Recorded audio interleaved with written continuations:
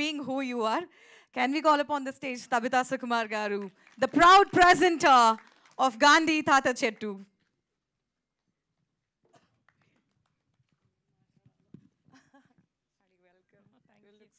Thank you so much. Thank you అండి అందరికీ వచ్చిన అందరికీ పేరు పేరున.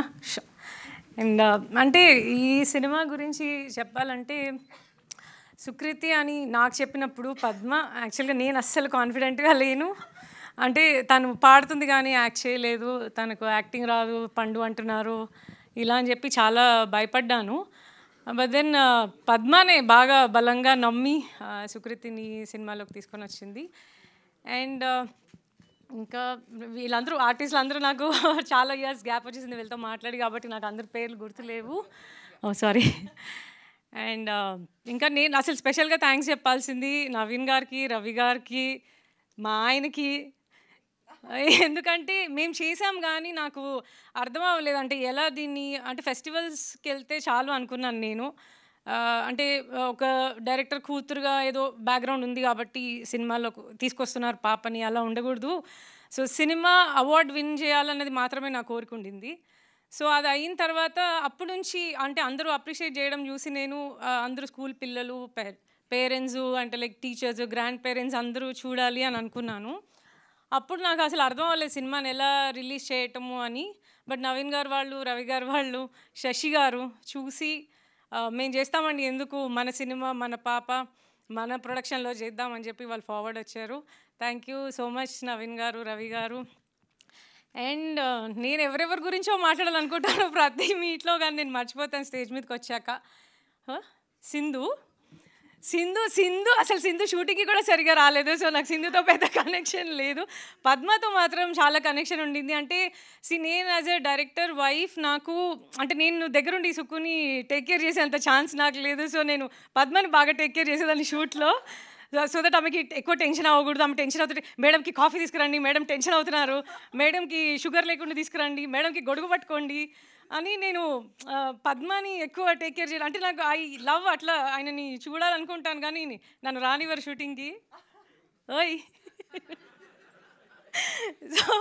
సో నేను అదంతా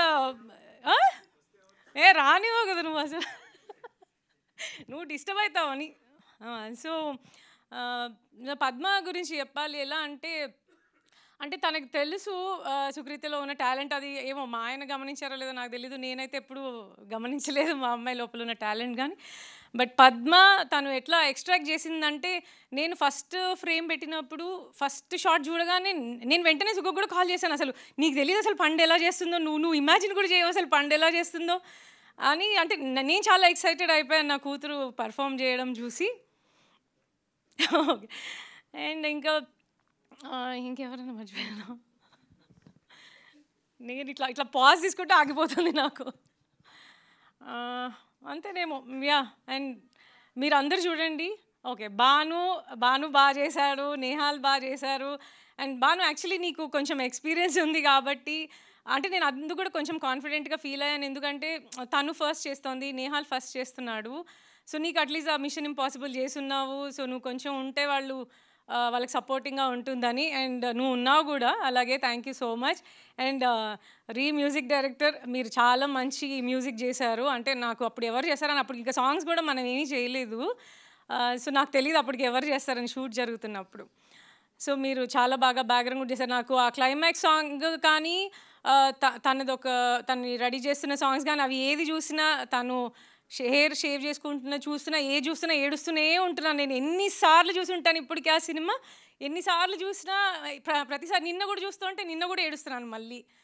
సో అంటే ఆ ఎమోషన్ మ్యూజిక్లో కరెక్ట్గా పెట్టారని అనిపించింది నాకు. అండ్ నా కూతురు గురించి ఏదైనా చెప్పాలి గొప్పగా అంటే ఇది మాత్రం చెప్తాను, తను ఈ సినిమాలో చేస్తున్నప్పుడు జస్ట్ 12 years old అండ్ 13లోకి ఎంటర్ అయినట్టుంది. And I'm so proud of her. ఎందుకంటే టీన్స్లో వచ్చిన ఏ అమ్మాయి తన హెయిర్ షేవ్ చేసుకోవడానికి ఒప్పుకోరు.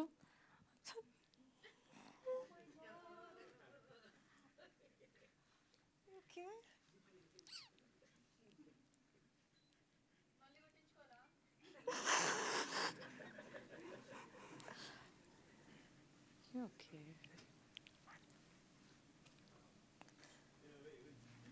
I've never seen such unconditional support as a wife, as a filmmaker, as a mother. Thank you very much for being who you are.